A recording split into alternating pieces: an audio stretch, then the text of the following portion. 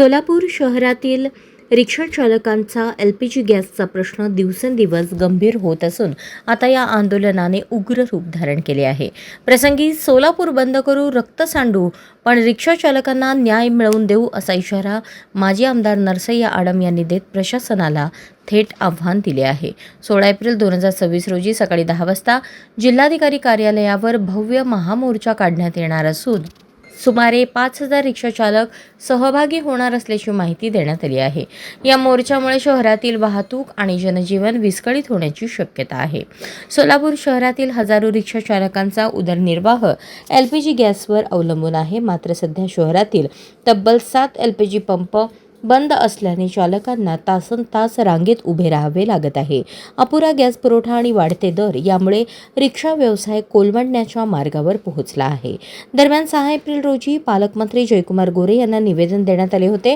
त्यावेळी 10 एप्रिलपर्यंत संयुक्त बैठक घेण्याचे आश्वासन देण्यात आले होते। मात्र अद्याप कोणतीही बैठक न झाल्याने रिक्षा चालकांमध्ये तीव्र नाराजी आहे।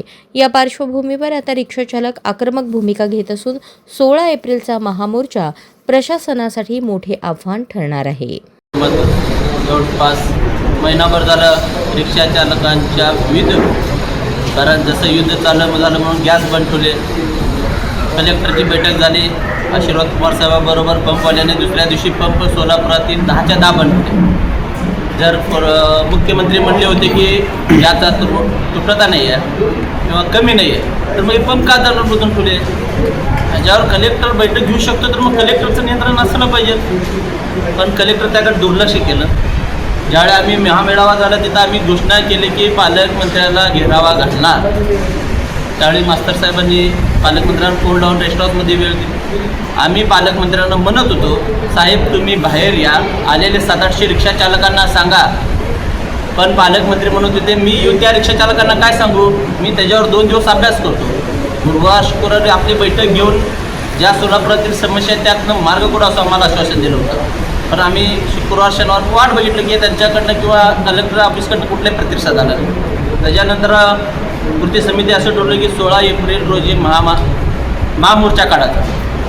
मी अजूनसुद्धा पालकमंत्र्यांना व कलेक्टरना सांगू इच्छितो, पालकमंत्री हे सातारा जिल्ह्याचे असले तरी सोलापूरचं त्यांना अजून गरमी लागली नाही। त्यांना गरमी जरा बघायची असेल तर रिक्षा चालक कधी रस्त्यावर येईल आणि कधी त्यांना सोलापूरच्या दारातसुद्धा येऊ देणार नाही याची त्यांनी दखल घ्यावी। आमचा अंत पाहू नका, पालकमंत्र्याला सरळ इशारा की आमचा अंत पाहू नका। एक महायुतीचा घटक म्हणून त्यांना सांगतो, ज्यावेळी येतील कुठेही त्यांचा कार्यक्रम असू द्या, रिक्षा चालक त्यांच्या कार्यक्रमामध्ये घुसणार व जा विचारणार आमचा परिवार कसं चालवायचं।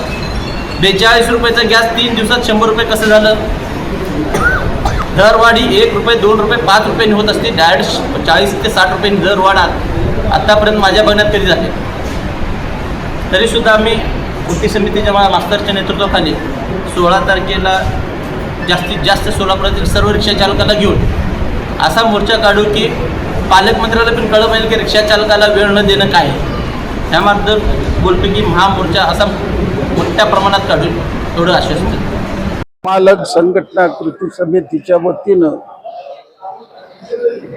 सोलापूर शहरामध्ये जे LPGची टंचाई सुरू झाली त्यामुळं 16,000 रिक्षा सध्या बंद आहेत। शहरातले 10 पंप बंद आहे।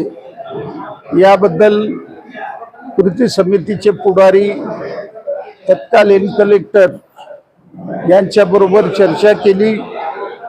त्यांनी 30 मिनिटं सगळ्या अधिकाऱ्यांना बोलवून घेतलं, पंपाच्या मालकांनाही बोलवून घेतलं, पण त्यातनं काही मार्ग निघाला नाही। म्हणून आम्ही 5 तारखेला महामेळावा घेतला। हजारो रिक्षावाले या ठिकाणी आले होते आणि त्या दिवशी आम्ही निर्णय घेतला पालकमंत्र्याला घेराव करायचं।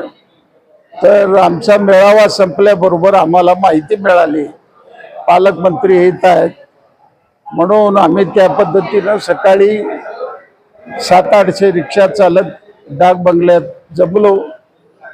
त्यांनी शिष्टमंडळाला पाचारण केलं, 20-20 मिनिटं ऐकून घेतलं।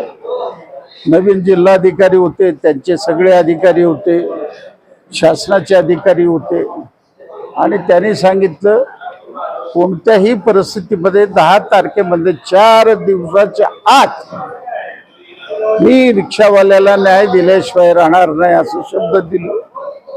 मग आम्ही तो घेराव रहित केला. 4 दिवस वाट बघूया असा मी निर्णय घेतलो, परंतु काही झालेलं नाही आहे.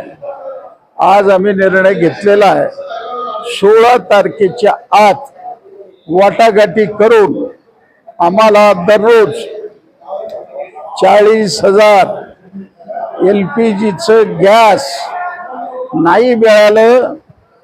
16 तारखेला सकाळी 10 वाजता भारतरत्न डॉक्टर बाबासाहेब आंबेडकरांना वंदन करून 5,000 रिक्षावाले पूनम गेटवर चाल करतील आणि कलेक्टरला जा विचारतील.